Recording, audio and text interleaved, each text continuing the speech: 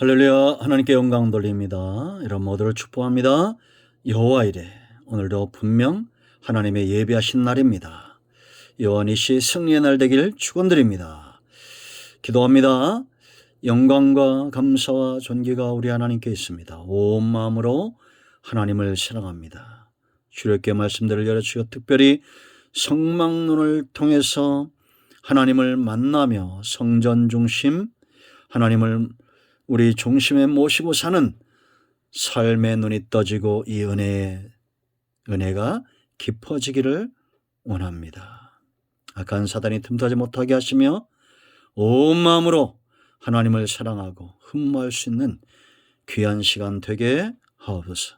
종을 낮추시고 겸손하게 하시고 오직 말씀의 도구로만 쓰임받기를 원합니다. 오늘도 말씀하신 하나님을 찬양합니다.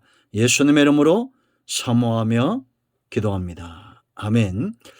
자, 25장 22절 한 절만 읽습니다. 거기서 내가 너와 만나고 속죄소 위 곧 증거계 위에 있는 두 그룹 사이에서 내가 이스라엘 자손을 위하여 네게 명령할 모든 일을 네게 이르리라. 아멘. 자, 오늘날에도 우리가 성막이 필요한가? 이 성막을 공부해야 되는가에 대해서 살펴보기로 합니다. 크게 5가지 이유가 있습니다. 그 첫 번째는 이 성막이 광야에서 주어졌다라는 겁니다. 여러분, 우리가 흔히 광야와 같은 세상 그렇게 이야기하죠. 광야는 어떤 장소로 했습니까? 연단의 장소. 애굽은 세상을 상징합니다. 세상에서 이스라엘 백성들을 이끌어내어 광야에서 연단시켜 목적 있는 연단이죠. 정금 같은 믿음으로 세워서 그들에게 가나안 땅을 유업으로 주겠다라는 겁니다. 우리가 세상에서 나와 하나님께 속한 것은 굉장히 잘한 겁니다. 그런데 어떤 사람들은 광야에서 무덤만 만들고 갑니다. 여호수아 갈렙에는 전부 광야에서 무덤만 만들고 가죠. 그러면 우리가 하나님을 믿지 말아야 됩니까? 아니잖아요. 하나님은 절대 자기 백성을 포기하지 않기 때문에 반드시 하나님은 자기 백성을 이끌어내실 겁니다. 연단받아야 됩니다. 광야에서 광야는 지나가는 겁니다. 하나님의 백성으로 거듭남의 장소다라는 겁니다.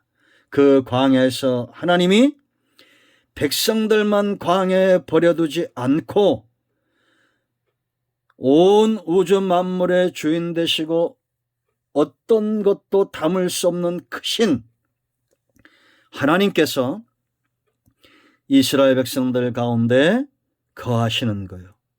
사람으로 치면 갇히는 거와 마찬가지잖아요. 자유하신 분, 전능하신 분, 전지하신 하나님이 이스라엘 백성들 가운데 내려오신 겁니다. 그리고 그들과 함께 광야를 지나가는 겁니다. 한 걸음 한 걸음 걸으시는 겁니다. 그러면서 몸과 마음이 출애굽되도록 그들을 이끌어 가신다라는 겁니다. 노예가 하나님의 자녀로 제사장으로 변화되는 곳, 바로 성막 중심의 삶입니다. 두 번째, 우리가 이 성막을 공부해야 될 이유가 있습니다. 지금도 우리 마음에 두어야 될 이유는 하나님의 기뻐하시는 계시, 기쁘신 뜻의 계시다라는 겁니다. 건물보다도 중요한 것은 하나님의 의도된 계시죠. 동편에 하나의 문이 있었습니다. 이 문이 보여주는 계시가 있어요. 울타리가 있었습니다. 세마포 56개의 기둥으로 된 울타리, 하나의 문. 그리고 번제단, 뜰이 있었고 번제단, 물두멍, 휘장, 성소, 떡상, 등대, 분향단, 법궤, 또 휘장이 있고 지성소가 있습니다. 사용된 재료들, 섬기는 제사장들과 레인들 모두 하나님의 의도하시는 계시가 있다라는 겁니다.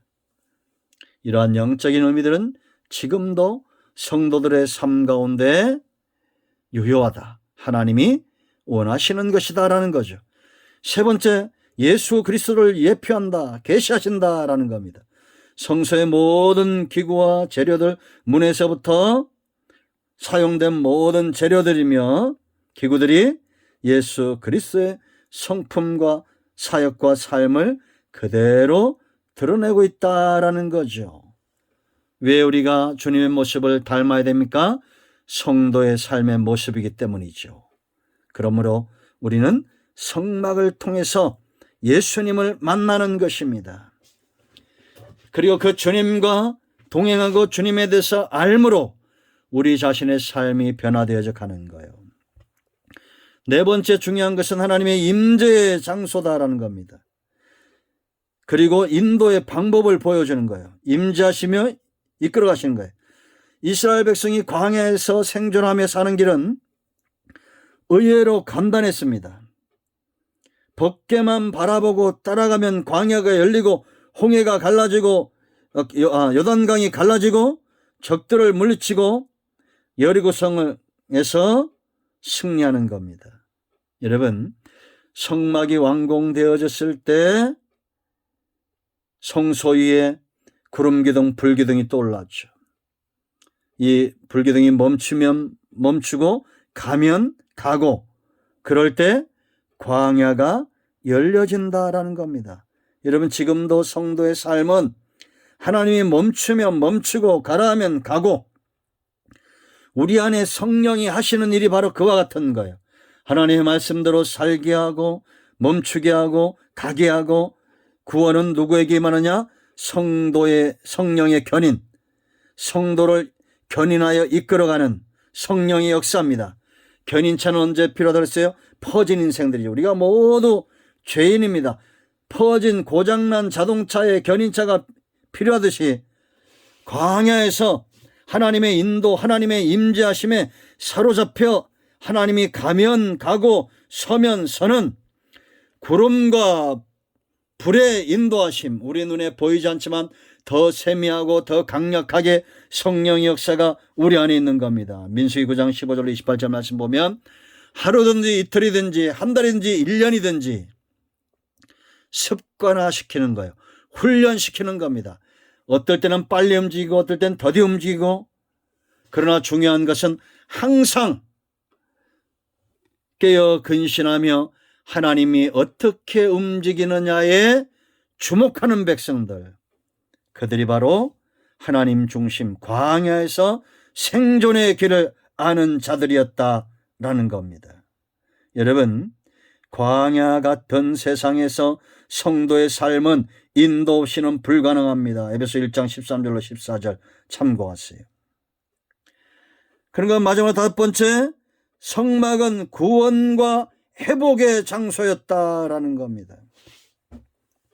성막은 오직 하나님의 백성들에게만 열리는 축복의 장소예요. 울타리는 굉장히 연약했습니다. 세마포입니다. 누구든지 뚫고 들어갈 수 있습니다. 세마포 천이잖아요. 그러나 짐승이든지 이방이든지 함부로 이 담을 뚫고 지나가면 어떻게 되겠습니까? 죽임을 당하는 겁니다. 여러분, 저와 여러분이 강한 이유는 우리 안에 있는, 내가 육체가 강하고 정신력이 강하고 이 담대한 마음, 이런 것들 때문이 아니에요. 아는 것이 많고 지식이 있고 빽이 있고 돈이 많고 이런 게 아닙니다. 우리의 이 겉사람은 보잘것없어요. 아무것도 아닙니다. 그런 하나님의 신이 저와 여러분과 함께함으로 우리는 강한 존재가 되는 겁니다. 성막은 오직 하나님의 백성들에게만 열리는 축복의 장소예요. 동편의 문을 통해서 들어올 수 있는 자들은 구원받은 자들입니다.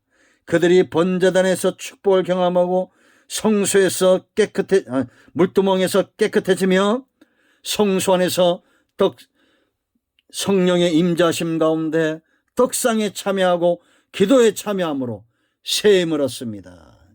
그리고 지성소까지 대제장이 나갈 수 있어요. 하나님과 독대하는 장소입니다. 오늘날 저와 여러분은 왕같은 제사장, 하나님의 영이 우리 안에 거하시죠. 구원받은 백성들에게 열리는 회복의 장소입니다. 그러므로 여러분, 성도도 살다 보면 회복이 필요할 때가 있습니다. 그럴 때 잠잠히 골방으로 들어가 여러분과 함께 하시는 성령의 임재 가운데 기다리십시오. 만져주시기를, 하나님이 응답하시기를 기다리십시오. 풍성한 축복과 회복을 경험하게 될 것입니다. 이것이 바로 오늘날에도 우리가 성막론을 공부해야 될 가장 중요한 5가지 이유입니다. 광야 같은 세상에 길을 내시는 하나님입니다. 하나님이 기뻐하시는 계시는 지금도 우리가 깨닫고 알아야 될, 그래야 믿음에 서는 것입니다. 예수님을 알기 원하시면 성막에서 주님을 만나야 됩니다. 하나님의 임재의 장소이고 인도의 방법을 보여줍니다. 5번째, 회복의 장소입니다. 구원받은 백성들에게 열리는 회복과 치유의 장소예요. 이제 성막론을 통해서 우리 모두가 이와 같은 은혜와 깨달음과 회복을 경험하시기를 축원드립니다. 아멘. 기도합니다. 예수 그리스도의 이름을 의지하여 기도합니다. 이 말씀대로 되게 하시고 성막을 통해서 우리의 마음과 몸과 삶이 회복되는 은혜가 있게 하옵소서. 우리 가운데 마음이 상한 자, 병든 자, 문제 있는 자 치유하시고 회복시켜 주시옵소서. 예수님의 이름으로 사모하며 축복하며 치유하며 기도합니다. 아멘. 할렐루야. 이 영상을 꼭 한 분 이상에게 전하시고 문제 있는 분들에게 전하십시오. 반드시 응답이 있습니다. 아멘.